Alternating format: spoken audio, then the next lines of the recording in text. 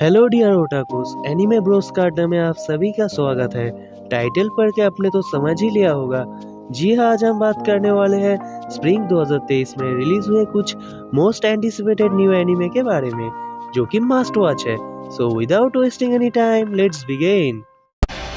Suck up the rags, fuck up the max, light up the night and I never look back. I am the hunter, you are the monster. I am the entity, I am the haunter. Fight with no water, fight with no water. Bring me the leg, I won't choke on no razor. Motherfucker, I am the product, I never feeling my feelings. I run up on them in the middle of the night and I kill them.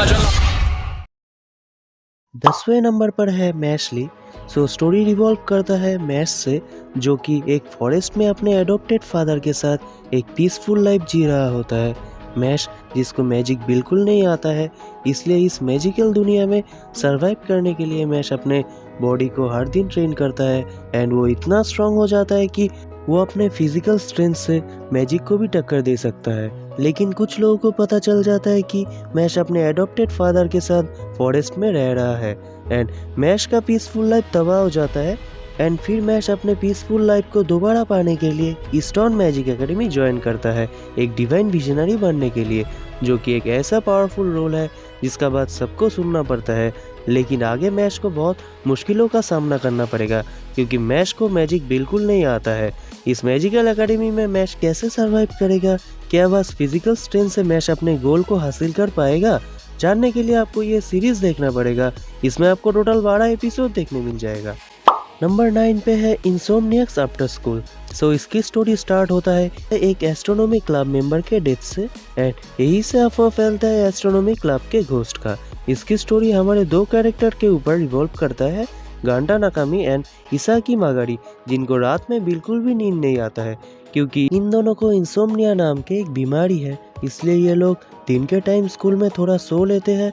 एक दिन नाकामी सोने के लिए school के astronomy club में जाता है, जहाँ पर कोई भी नहीं जाता है घोस्ट के अफवाह के वजह से। वहाँ पर उसको कोई सोया हुआ दिखता है, जो कि मगारी होती है एंड फिर वो दोनों डिसाइड करते हैं कि वो दोनों एस्ट्रोनॉमी क्लब में ज्वाइन करेंगे, ताकि वो दिन में आराम से सो पाए। बाद में वो लोग अच्छे दोस्त भी बनते हैं। बस इससे आगे मैं आपको स्पॉइल नहीं करना चाहता हूँ। मैं आपको ज़रूर सजेस्ट करूँगा कि आपको ये सीरीज़ देखना चाहिए। ये सीरीज़ आपको बहुत ही चिल एंड रिफ्रेशिंग वाइब्स देगा। इसमें आपको टोटल 13 एपिसोड देखने मिलेगा। 8वें नंबर पर है गॉडेस कैफेटेरस। क्या आपको क्वांटेशनल क्वांटेप्लिस पसंद आया था? अगर पसंद आया था तो आपको ये सीरीज भी पसंद आएगा, क्योंकि इसका कॉन्सेप्ट भी थोड़ा बहुत सेम ही है। स्टोरी स्टार्ट होता है हायातो से, जिसका ग्रैंड मदर का डेथ हो जाता है एंड हायातो के ग्रैंड मदर का जो कैफे हुआ करता था, उसको हायातो सेल करने का सोच ही रहा होता है कि उसको पता चलता है उस कैफे में 5 यंग लड़की रहती है, जो कि हायातो के ग्रैंड मदर को अपनी फैमिली मानती है। वो 5 लड़कियां किसी तरह हायातो को कैफे सेल ना करने से मना लेती है एंड हायातो उन 5 लड़कियों के साथ अपने ग्रैंड मदर के कैफे को फिर से स्टार्ट करता है। लेकिन क्या वो इन 5 लड़कियों के साथ मिलकर इस कैफे को चला पाएगा? इन 5 लड़कियों के साथ हायातो का रिलेशन कैसा होगा? जानने के लिए आपको ये सीरीज देखना पड़ेगा। इसमें आपको टोटल 12 एपिसोड देखने मिल जाएगा। 7वें नंबर पर है कामिकात्सु। स्टोरी रिवॉल्व करता है युकितो उरावे से, जो कि अपने फादर के गैंग का लीडर बनने के लिए एक रिचुअल में पार्टिसिपेट करता है। लेकिन वो रिचुअल करते हुए पानी में डूब जाता है एंड विश करता है कि वो एक ऐसे दुनिया में रिबॉर्न हो जहाँ पर गॉड्स एंड रिलीजन ना हो। एंड जब उसका आँख खुलता है, वो एक कम्प्लीटली अलग ही दुनिया में रिबॉर्न होता है। वहाँ पर वो एक लड़की आरू से मिलता है, जो कि युकितो को अपनी विलेज दिखाती है। लेकिन बाद में युकितो को पता चलता है कि इस दुनिया में किसी का मरना या जीना वहाँ के कंट्री डिसाइड करता है। एंड एक दिन उस कंट्री से कुछ लोग आके आरू एंड उसकी सिस्टर को एक्सिक्यूशन के लिए ले जाते हैं एंड युकितो उनको बचाने के लिए पीछे पीछे जाता है, लेकिन तब तक बहुत देर हो जाता है एंड फिर आसमान से कोई एक छोटी बच्ची आके उनको फिर से रिवाइव कर देती है एंड वो बच्ची और कोई नहीं, एक गॉड होती है, जिसका नाम होता है मितामा। बस आगे आप खुद ही देख लेना। इसमें आपको टोटल 12 एपिसोड देखने मिल जाएगा। नंबर 6 पे है स्किप एंड लोफर। कहानी स्टार्ट होती है मित्सुमी युवाकुरा से, जिसकी ड्रीम होती है जापान में पॉजिटिव चेंज लाना। मित्सुमी अपने कंट्री साइड टाउन को छोड़ के टोक्यो के एक प्रेस्टिजियस स्कूल अटेंड करती है। मित्सुमी के माइंड में अपने लाइफ को लेकर एक क्लियर प्लान होता है एंड मित्सुमी को कॉन्फिडेंस होता है कि उसको कोई रोक नहीं सकता। लेकिन स्कूल के पहले दिन ही मित्सुमी लेट हो जाती है क्योंकि उसको स्कूल का रास्ता ही नहीं पता होता है। फॉर्चुनेटली मित्सुमी एक लड़के से मिलती है जिसका नाम होता है सोस्के सीमा, जो कि मित्सुमी के स्कूल का ही एक स्टूडेंट होता है एंड उसे भी स्कूल का रास्ता नहीं पता होता है। एंड फिर सोस्के मित्सुमी को बोलती है एक साथ स्कूल जाने को एंड किसी तरह वो दोनों स्कूल पहुंच जाते हैं। लेकिन पहुंचने के बाद मित्सुमी कुछ ऐसा कर देती है जिसकी वजह से उसका फर्स्ट इंप्रेशन बहुत ही बेकार जाता है। लेकिन ये सब के बावजूद मित्सुमी बहुत सारे नए दोस्त बनाती है एंड मित्सुमी की सोस्के से भी बहुत अच्छी दोस्ती होती है। आगे आपको और भी बहुत कुछ देखने मिलेगा। ये सीरीज बहुत ही रिलैक्सिंग एंड होलसम सीरीज है, आपको ये जरूर पसंद आएगा। इसमें आपको टोटल 12 एपिसोड देखने मिलेगा। 5वें नंबर पर है I got a chit skill in another world. क्या आपको लोकेशन पसंद आया था? अगर पसंद आया था तो आपको ये सीरीज भी पसंद आएगा क्योंकि इसका कॉन्सेप्ट भी थोड़ा बहुत लोकेशन से मिलता है। तो कहानी शुरू होता है यूया तेंजो से, जिसको बचपन से सब लोग बुली करते हैं फैट किड होने की वजह से एंड इवन उसके खुद के पेरेंट्स भी उसको बिल्कुल पसंद नहीं करते।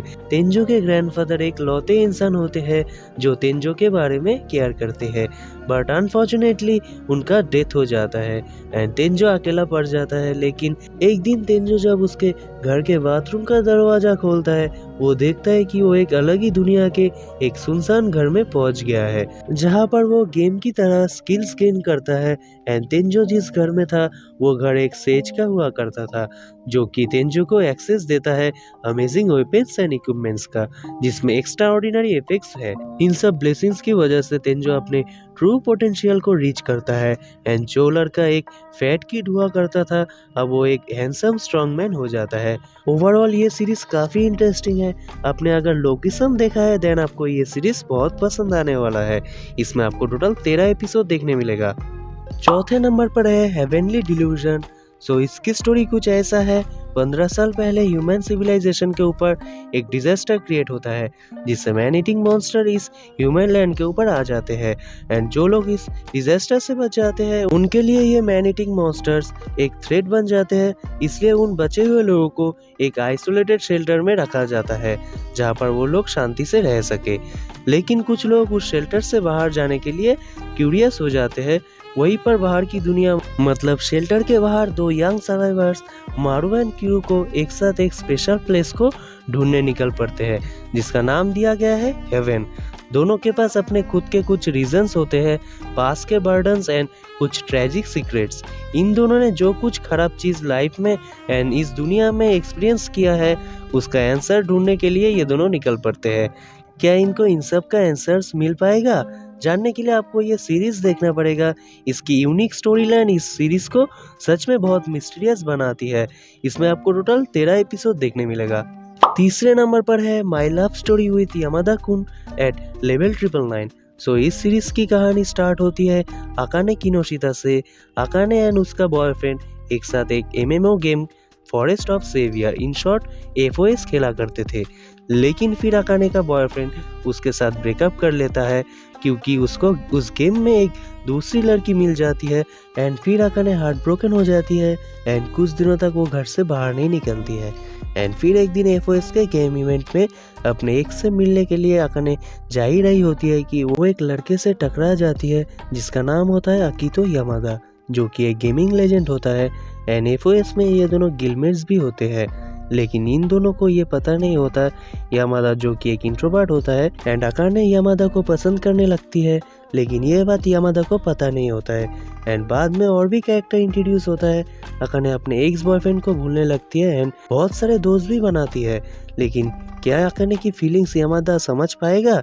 इन दोनों का रिलेशन आगे कैसे ग्रो होगा, ये सब देखने में आपको बहुत ही मजा आएगा। ओवरऑल इसको स्प्रिंग 2023 का बेस्ट रोमांस एनिमे आप बोल सकते हो। इसमें आपको टोटल 13 एपिसोड देखने मिलेगा। दूसरे नंबर पर है हिल्स पैराडाइज। इस सीरीज की कहानी रिवॉल्व करता है गाबीमारू से, जो कि एक निंजा एंड एसेसियन होता है। वो अपने कोल्ड एंड इमोशनलेस पर्सनैलिटी की वजह से जाना जाता है, लेकिन उसके कुछ निंजा दोस्त उसको बिट्रे करते हैं एंड गाबीमारू इन सब बिट्रेल से थक के वो अब मरना चाहता है। लेकिन गाबीमारू को बार बार मारने के बावजूद भी गाबीमारू नहीं मरता है, क्योंकि अंदर ही अंदर गाबीमारू जीना चाहता है। उसके पास जीने का एक रीज़न होता है और वो होता है उसका वाइफ।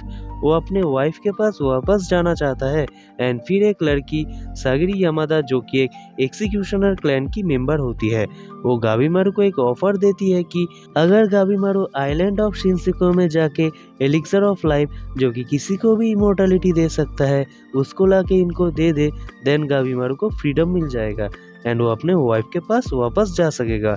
लेकिन आज तक जो कोई भी उस आइलैंड में उस एलिक्सर को ढूंढने गया है, वो कभी भी वापस जिंदा नहीं लौटा।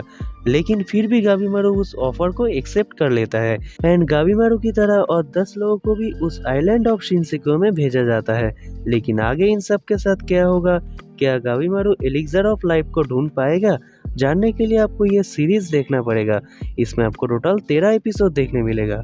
सो हमारे पहले नंबर पर है ओशिनोको। सो स्टोरी रिवॉल्व करती है 16 साल की आई होशिनो से, जो कि एक टैलेंटेड एंड ब्यूटीफुल आइडल होती है एंड गोरो अमेमिया, जो कि एक डॉक्टर है एंड आई का फैन भी होता है। एक दिन आई प्रेग्नेंट हो जाती है एंड गोरो के हॉस्पिटल में आती है एंड गोरो ये देखकर शॉक हो जाता है एंड फिर गोरो आई को प्रॉमिस करता है कि वो उसके बच्चे की सेफ डिलीवरी करके देगा।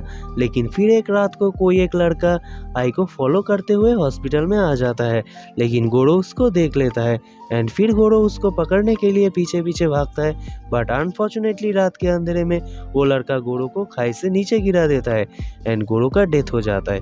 लेकिन फिर गोरो जब आँख खोलता है, वो देखता है कि वो रिबॉर्न हो गया है और वो भी आई के बच्चे के रूप में, जिसका वो डिलीवरी करने वाला था। लेकिन अब आगे क्या होगा? आगे आपको और भी ज़्यादा मिस्ट्री एंड इमोशंस देखने मिलेगा। इसकी स्टोरी सच में बहुत ही इंटरेस्टिंग है। आपको ये सीरीज ज़रूर पसंद आएगा। इसमें आपको टोटल 11 एपिसोड देखने मिलेगा। सो दोस्तों, आशा करते हैं आपको ये लिस्ट पसंद आया होगा। अगर पसंद आया है तो प्लीज़ एक लाइक ज़रूर करना।